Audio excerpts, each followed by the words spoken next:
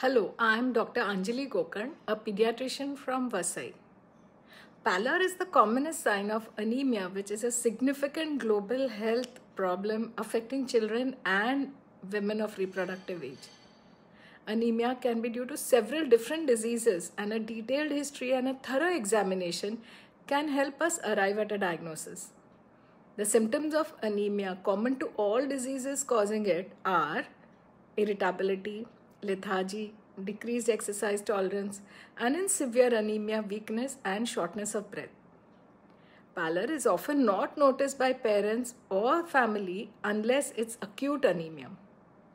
Examination reveals paleness seen in the conjunctiva, tongue, nail beds, the palm and the palmar creases. There may also be a flow murmur. We are all familiar with nutritional anemia, which presents in infancy and early childhood with poor appetite, irritability, and pica. Iron deficiency anemia typically has koilonychia or spoon-shaped nails, and folate and B12 deficiency may have angular chelosis and knuckle pigmentation. Deficiency anemia is a chronic disease and parents may not notice the slowly developing pallor. Although deficiency is the commonest cause of anemia, today we are going to look at pallor beyond deficiency. Now there are two other groups of diseases which cause anemia, and they are anemia caused due to hemolysis and anemia due to bone marrow disorders. Let us first discuss hemolytic anemias. As a group of disorders, the common signs are pallor with either or both of jaundice and hepatosplenomegaly. Hemolytic anemias can be acute or chronic. Now consider a situation where a neonate presents with hyperbilirubinemia and pallor on the third day of life. There is no AB or RH incompatibility, and there are no petechiae hepatosplenomegaly, and the child's weight is appropriate for age, which means that we have ruled out antenatal infections. In India, we have to consider other common disorders like G6PD deficiency and hereditary spherocytosis, which cause hemolysis in the neonatal period. On testing the blood further, this child was found to have G6PD deficiency. G6PD is a red cell enzyme, the deficiency of which can cause severe hemolysis and occasionally even leading to kernicterus or death. It's an X-linked recessive disorder and occurs most commonly in boys. It is prevalent in Parsis and certain other communities in India. Now, since this child had acute hemolysis, there was no hepatosplenomegaly. Like mentioned earlier, another red cell membrane disorder, which is hereditary spherocytosis, can also present in a similar manner in the neonatal period. Here, the CBC will reveal an MCHC of 35 or more, which is a very useful pointer. And family history is also very important. There may be history of repeated jaundice or early age occurrence of gallstones, cholecystitis, cholecystectomy, splenomegaly, or even splenectomy in family members. And therefore, always examine the parents of a neonate for a splenomegaly if you suspect hereditary spherocytosis. Both G6PD deficiency and hereditary spherocytosis can also present as an ongoing slow, low-grade hemolysis throughout life. Another way a patient with G6PD deficiency can present at any age is with acute hemolytic episode. It can follow consumption of commonly prescribed drug like Primaquine for malaria or other offending drugs, or even eating certain kinds of beans. Such a patient will present with acute onset of jaundice, pallor, and dark red or even black colored urine. This is a medical emergency as the patients are very sick. Now let us consider other chronic congenital hemolytic anemias. If a 5-month-old child presents with failure to thrive and pallor and has hepatosplenomegaly, it cannot be iron deficiency anemia as it's too early to develop deficiency, and there is generally no hepatosplenomegaly in iron deficiency anemia. Here we have to consider a congenital hemolytic anemia like thalassemia, which is a disorder of the hemoglobin synthesis. Thalassemia is an autosomal recessive disease, and there may be history in the family members or the siblings receiving blood transfusions. Thalassemia is common in Sindhis, Lohanas, Kachis and other communities in India. A child with thalassemia can also present later in childhood with short stature, hemolytic faces and a large splenomegaly and of course pallor. These children are non-transfusion dependent thalassemia, which were earlier known as thalassemia intermedia. Please note that thalassemia patients do not have jaundice as there is ineffective erythropoiesis and no real hemolysis. Sickle cell anemia is also a disease of hemoglobin synthesis, and the presentation is in infancy or early childhood with pallor and pain.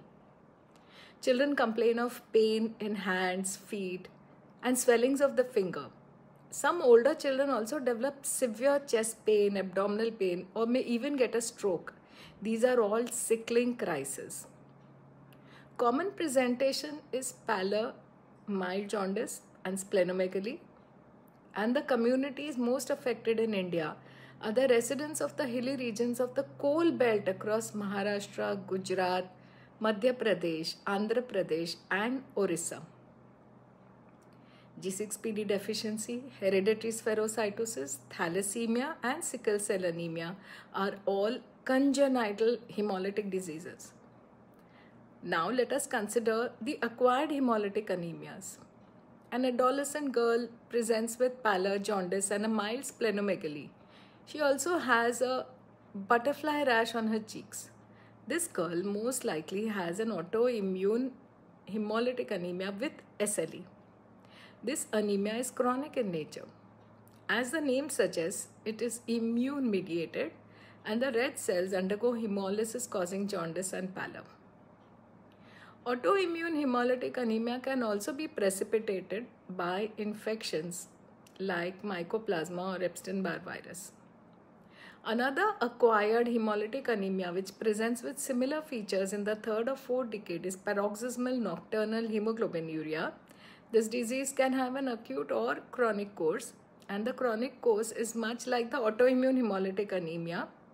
However, there may be an acute intermittent episode with dark colored urine due to hemoglobinuria, acute red cell destruction, and jaundice.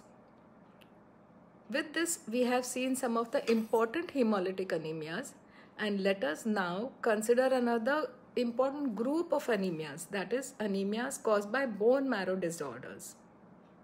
Now, there are two types of bone marrow disorders. One is bone marrow aplasia and the second is bone marrow infiltration. The common features of all bone marrow disorders are pallor and any or all of the following, that is, they can have petechiae, hepatosplenomegaly and lymphadenopathy. A lady 28 years old was looking pale during her ANC visits, but she had no other findings. She had a low hemoglobin throughout her pregnancy and borderline low platelets.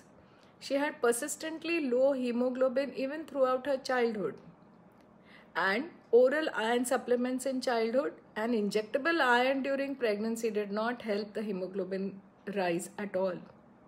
She was extensively investigated and she was found to have Fanconi's anemia by genetic testing. This anemia is due to aplasia of the bone marrow, which is a genetic disorder. The hallmark of this anemia is the findings of radial and thumb abnormalities in childhood along with 2 or 3 blood cell lines which are affected. The absence of this hallmark bone disorders in this child delayed the diagnosis. It is important to note that there is no hepatosplenomegaly in aplasia of the bone marrow, although it is a chronic anemia. Another cause of pallor with thumb and bone abnormalities is congenital pure red cell disorder called Diamond-Blackfan syndrome.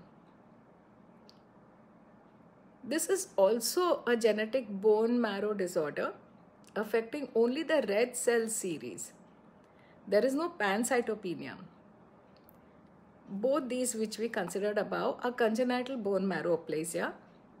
But if an older patient presents with fever, pallor, petechiae and no bony abnormalities, he has no hepatosplenomegaly either or lymph node enlargement. If you take a detailed history, then there may be history of drug exposures which suppress the bone marrow, and some of them are radiation, anti-neoplastic agents, or antibiotics like chloramphenicol, anti-epilepsy drugs.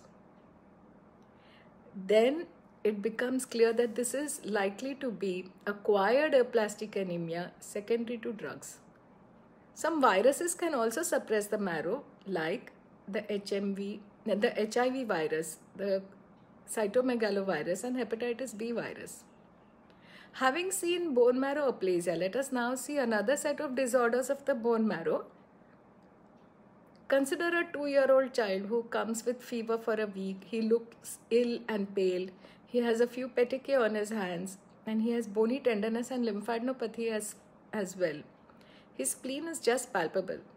This child has infection, anemia, and petechiae, all 3 cell lines affected. He also looks ill and has bony tenderness. These findings are sinister and indicate bone marrow infiltration. His CBC shows pancytopenia and bone marrow showed blast cells, which are due to acute lymphocytic leukemia.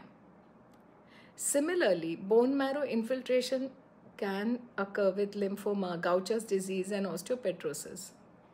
And all these cause pallor, petechiae, hepatosplenomegaly with or without lymph node enlargement. And lastly, let us consider children who have been suspected to have iron deficiency anemia but are not responding like they should. Then think whether you're giving the correct iron salt in the correct dose. If the patients are compliant, you're giving at the right time. Consider THAL trait, consider blood loss in microscopic amounts by either hookworm infestation, loss through polyps of Meckel's diverticulitis, consider celiac disease, and consider heavy menstrual losses.